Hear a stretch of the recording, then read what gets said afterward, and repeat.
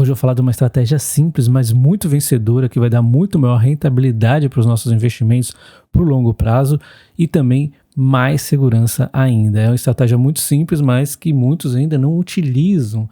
Então eu vou começar aqui falando do básico que nós já conhecemos, né? Mas não é essa a estratégia que eu vou abordar hoje, que é investir em ações pagadoras de dividendos, ações baratas, é isso que eu faço, né? Seguindo a metodologia aí do Bares, eu tenho algumas exceções, mas sigo aí bastante a metodologia dele e tenho aí rentabilidade sempre maior, não importa o período que você pegar. Esse aqui é 1 ano e meio no caso, estou com 84 contra 68 do Bovespa, mas qualquer período que você pegar aqui, eu sempre vou estar à frente do Ibov, qualquer período, mesmo com esse período recente aí de 6 meses, foi bem sofrido, né, taxação de dividendos aí possível, né, mesmo assim ainda estou um pouquinho acima, quando eu vou mostrar daqui a pouco, os últimos 6 meses ainda estou um pouquinho acima do Bovespa, mas não é essa a estratégia que eu vou falar.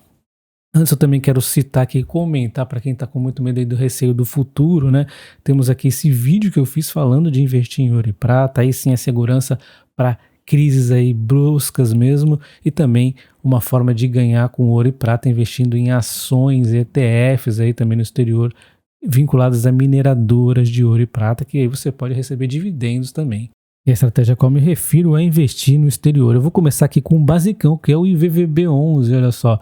Eu peguei exatamente o período de 1 ano, que é o pior período aí para investir no exterior, para pegar a comparação com o exterior, porque é um momento aí que o dólar deu uma queda, né, ao invés de subir, então vocês têm medo aí do dólar, o dólar caiu. Se a gente pegar esse período de 1 ano, e olha só, tá muito boa a rentabilidade, embora agora o dólar esteja começando a recuperar. Olha só, entre sobes e desces, nós temos aí o ETF com 36,65 e o Bovespa 25,94, mas eu não vou ficar só na comparação aqui da minha carteira, eu vou pegar históricos também, tá?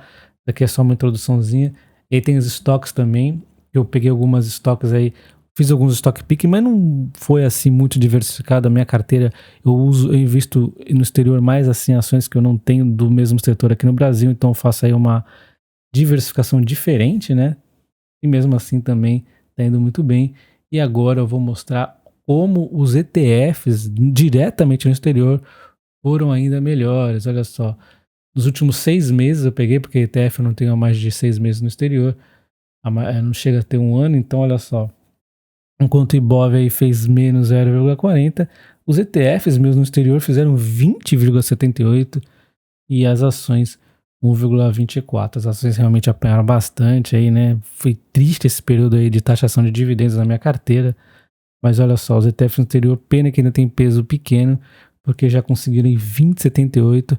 Eu tenho sim alguns ETFs aí um pouco mais apimentados, mas eu vou falar aqueles do básico, são 2 ETFs aí.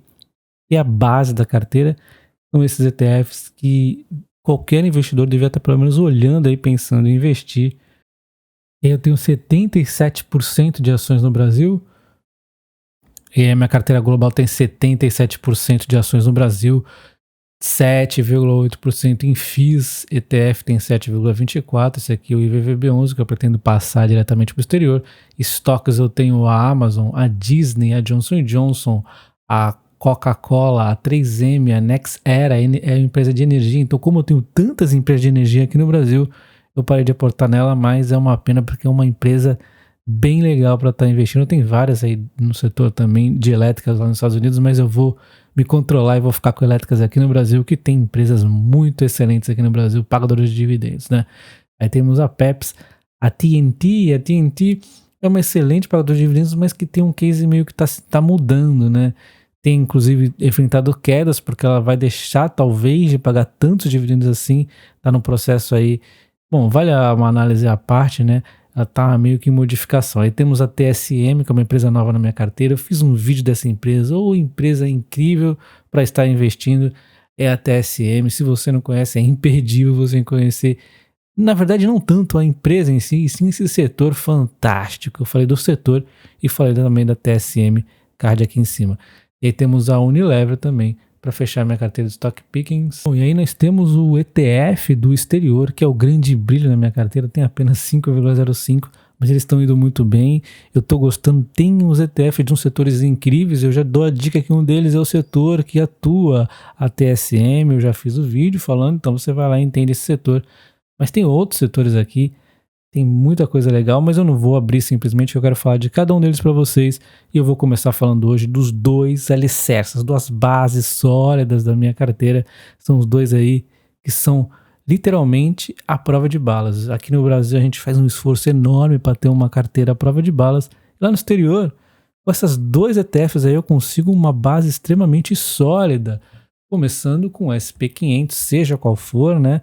Mas eu escolhi aqui o VOO, né, o ETF da Vanguard, que replica o SP500, por conta aí da taxa de administração menor, 0,03, e também por conta aí do dividendo estar 1%, não é tão bom, mas é em linha, geralmente eles vão pagar por isso mesmo. O SP500 está com dividendo um pouco menor agora por conta da crise, então o que me fez decidir mesmo, que deve fazer você escolher, deve ser a taxa aí de administração, expense ratio. E outros que você pode dar uma olhada, se você assim desejar, o SPY, que é o mais antigo dos ETFs aí do SP500, e o IVV, que é o qual o IVVB11 replica. Também é uma boa ideia para você dar uma olhadinha aí, e você faz sua própria escolha, não é recomendação de compra, mas o IVVB11, o VO, é um dos ETFs mais legais aí da bolsa. E assim, não é apenas o SP500, você pode ter. Eu estou, inclusive, pensando em ter um outro aí, que tem alguns ETFs no exterior, e aí vale um vídeo à parte também, que eles seguem aí por fundamentos, não apenas pegar as empresas maiores, seguindo aí um indicador, mas vale mais a pena um maior detalhamento futuro. Então aqui ele investe 100% nos Estados Unidos, ele tem aí como os top 10 setores: tecnologia, consumo cíclico, financeiro, saúde, industrial, consumo não cíclico, energia, utilities. Aqui utilities é setor de energia elétrica, né? Aqui energia tem empresas petrolíferas, é setor de energia mesmo, né? E aqui materiais básicos e telecomunicações. E aí, pegando aqui as 10 empresas de maior peso, nós temos a Apple, a Microsoft, a Amazon, a Facebook, o Google, a Berkshire, a JP Morgan, a Tesla e a Johnson Johnson. Inclusive é uma das que eu tenho aí avulsa, né? Vale a pena um assunto específico, depois um vídeo específico, se vocês gostarem, porque tem ETF não só dos Estados Unidos, como do mundo inteiro. A gente tem que entender por que existe cada um, qual o critério aí de seleção. Eu vou começar falando rapidamente aqui do SPY-D, que é um SP que busca empresas de alto dividendo dentro do SP500, né, um ETF dentro do SP500, e busca as 80 maiores yields aí do SP500, sendo as empresas aí dentro dele tendo pesos equivalentes, e aí nós temos uma taxa de administração de 0,07, uma taxa ok, e um dividendo de 4,72, aí já dá o brilho aí nos olhos de alguns, né? Nós temos aqui o SPHD, eu tenho esse aqui, ele tem critérios aí que é alto dividendo, tá? E volatilidade menor dentro do SP500. Detalho todos eles se vocês quiserem, tá? A taxa de manutenção um pouco maior, né? De 0,30, e o dividendo dele é 2,53. E agora eu vou falar o meu favorito, que eu vou estar trocando, inclusive, o SPHD por SCHD. Esse aqui é melhor, né? Ele tem uma estabilidade, uma previsibilidade maior dos dividendos, já que ele busca empresas que estão com histórico de crescimento de dividendo. Então, normalmente ele vai ter dividendo menor, mas no momento ele até está em linha aí, está até maior do que o SPHD, ó, 2,89, mas geralmente ele costuma estar um pouquinho abaixo aí dos ETFs de dividendos, como por exemplo, esse SPID, né? Mas ele busca empresas que estão crescendo o dividendo, isso aí é extremamente legal, né? Porque olha só, a gente vê aqui o SPY-D, dividendo crescendo, mas algumas oscilações. O SPHD, também dividendo crescendo, mais algumas oscilações. E a gente vê o SPHD, dividendos crescendo sem nenhuma oscilação e um crescimento bem mais forte aqui nos últimos anos. Então, esse ETF aqui eu achei bem interessante, buscar empresas que estão com dividendo crescente nos últimos anos. Isso aí nos Estados Unidos funciona demais. As empresas buscam isso porque crescimento de dividendos significa crescimento de lucro, significa crescimento aí da empresa em si, né? Então a gente vê aqui outro ETF interessante dos Estados Unidos, que é o XLG, aí se você fica desconfortável em investir em 500 empresas, né, do SP500, você investe nas 50 maiores, olha só. E esse ETF, ele tem dividendo até um pouco maior no momento do que o SP500, curioso isso, 1,10. E ele tem um desempenho muito interessante também, muito similar ao SP500, tá? E aí, vamos ao ETF aí, que recentemente ele sempre tem um desempenho bom, mas recentemente ele ficou um pouquinho para trás do voo, né, do SP500, mas ele tem uma perspectiva, ao meu ver, aí a minha opinião, muito boa, porque Europa e Japão estão mais descontadas do que os Estados Unidos. E esse ETF, ele investe em países desenvolvidos, exceção aos Estados Unidos. Então nós temos aqui empresas grandes, médias e até small do mundo, né? Eu vou estar estudando outros ETFs, tá? Eu tenho esse, mas vou estar estudando outros, que tem alguns filtros interessantes, como por exemplo fluxo de caixa, tem diversos tipos aí, vou estar vendo mais a fundo. Agora falando deste aqui, que é bem interessante também, ele tem como principal peso o Japão, 21,15, aí temos o Reino Unido com 13, França com 8, Canadá com 8, Alemanha com 7,5, Suíça com 7, a Austrália com 6,5, a Coreia com 5,5, a Holanda com 3,5 e a Suécia com 3. Esses são os 10 maiores países no peso. Temos daí do setor financeiro, industrial, consumo cíclico, tecnologia, saúde, material básico, consumo não cíclico, energia, aqui é energia elétrica, né, utilidades e saneamento, utilities e telecomunicações. Aqui os principais holdings, nós temos a Nestlé, a Samsung, a SML, a Rocha, a Toyota, a LVMW. Temos várias empresas aqui muito boas.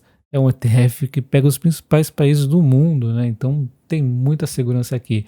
Em termos de taxa de administração 0,05, uma taxa de administração bem baixa, né? E um yield de 2,47. Então, um yield aí interessante também. Então, fazendo uma simulação aqui de investimento no Brasil, no VEA e no SP500. Nós vimos aqui que o SP500 ele foi o grande campeão, né? Isso aqui nós estamos em dólar, né? O dólar, ele praticamente ele estava valendo 1,68 nessa época. Olha quanto subiu o dólar. Então, isso aí, ele compensa qualquer inflação. Então, isso aqui está acima da inflação, qualquer desses números aqui, tá? Que eu falar. E o investimento inicial foi 12 mil dólares, né? Sendo em 2011 isso, e aplicando $1.000 por mês. Isso aí daria um total de investimento de 138 mil. Então investimos 138 mil e teríamos 173 mil no Brasil, no ETF que replica o Brasil. E o VEA, nós teríamos 239 mil, muito mais, né?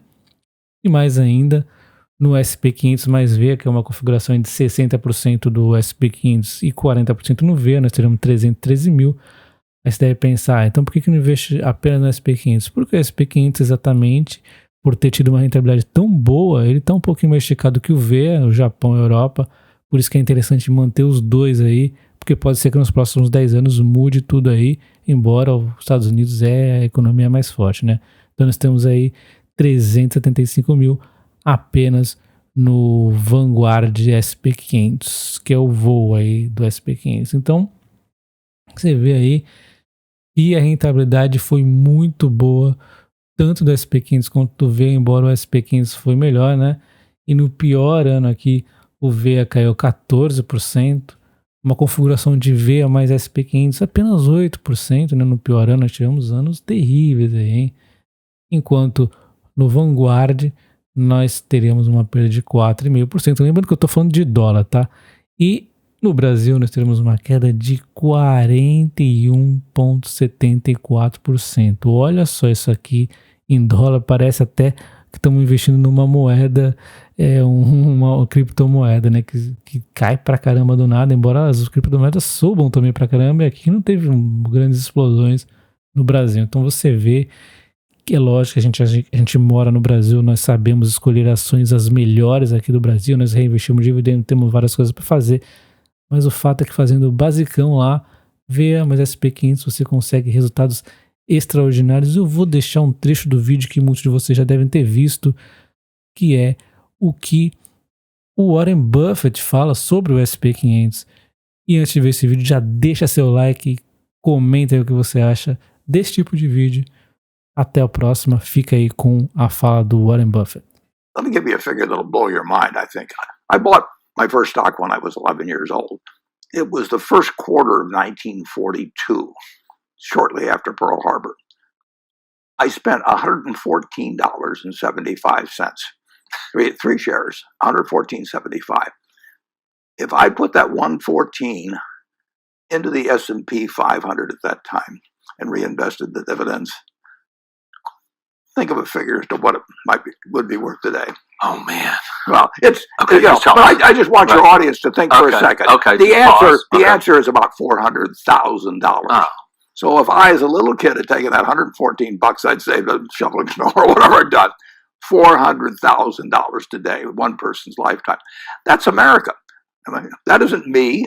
It is the huge tailwind the American economy gives to any equity investor. Now, the market's gone down many times during that time. People have panicked during that time. Headlines have been terrible. It looked like we were losing the war when we first bought it. But America is a powerful economic machine that since 1776 has worked, and it's going to keep working. Now, you don't want to buy to hold for a year. You don't want to buy with the idea that you could sell it in 2 years or 3 years, necessarily make money. You could lose money that way.